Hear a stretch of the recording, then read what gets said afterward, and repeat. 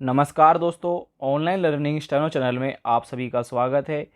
70 शब्द प्रति मिनट की गति से लीगल डिक्टेशन शुरू होगी थोड़ी ही देर बाद। दोस्तों, डिक्टेशन की सभी आउटलाइन यहाँ पर ऋषि प्रणाली में बनाई गई हैं। सभी आउटलाइन और डिक्टेशन का मैटर आपको हमारे टेलीग्राम ग्रुप पर भी मिल जाएगा। लिंक नीचे डिस्क्रिप्शन बॉक्स में दिया गया है। आप वहाँ से जुड़कर डिक्टेशन का मैटर और डिफ़िकल्ट आउटलाइन पा सकते हैं। चलिए शुरू करते हैं। 70 शब्द प्रति मिनट की गति से लीगल डिक्टेशन। स्टार्ट। जे के cotton spinning and weaving mills के केस में यह संप्रेषण किया गया था कि किसी कॉटन टेक्सटाइल विनिर्माण समुत्थान के मामले में कच्चा सूत अंतिम रूप से कपड़ा बनकर निकलने के पूर्व विभिन्न प्रक्रियाओं से गुजरता है। सूत को साफ किया जाता है, धुना जाता है, धागे के रूप में काता जाता है और तब कपड़ा बुना जाता है, रोल पर चढ़ाया जाता है, रंगा जाता है, दबाया और प्रेस किया जाता है। ये सभी प्रक्रियाएं विभिन्न प्रक्रियाओं के रूप में समझी गई हैं और कपड़े के विनिर्माण में शामिल है। विनिर्माण में शब्दों को बहुत व्यापक अर्थ दिए गए थे।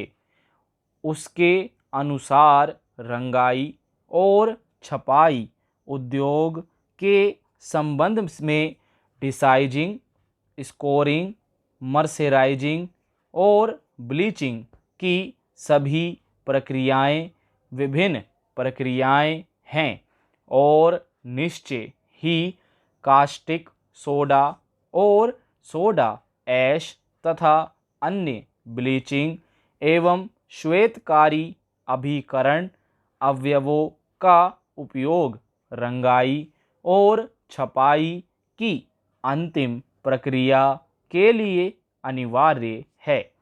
उनके उपयोग के बिना तैयार उत्पाद अस्तित्व में नहीं आ सकता।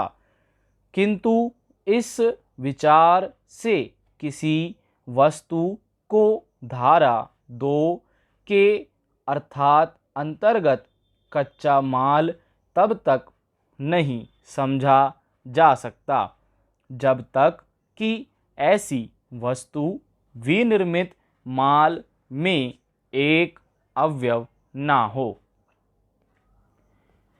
दी board of revenue West Bengal बनाम फेल्प्स एंड कॉरपोरेशन लिमिटेड भी दी बंगाल फाइनेंस एक्ट 1941 की धारा 5 के संबंध में एक विनिश्चय है।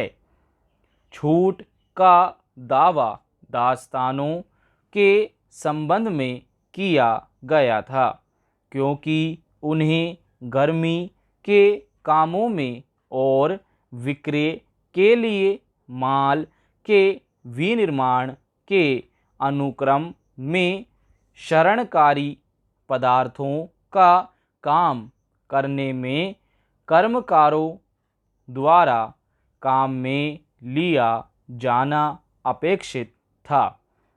मैसर्स जे के cotton spinning and weaving mills के केस में अधिकथित सिद्धांत का उपयोग करते हुए यह अभिनिर्धारित किया गया था कि दस्तानों का उपयोग अधिनियम की धारा 5 के उपबंधों के अर्थात अंतर्गत विक्रय के लिए माल के विनिर्माण में किया जाना कहा जा सकता था और निर्धारित छूट का हकदार था।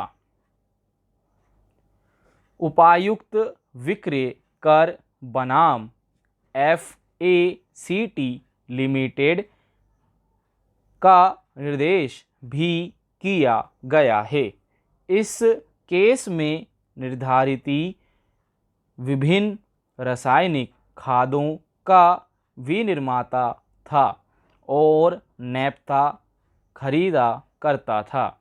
उक्त खरीद प्रारूप संख्या 18 में निर्धारित द्वारा दी गई घोषणा के अंतर्गत था, जिसे स्वीकार कर लिया गया था। स्टॉप।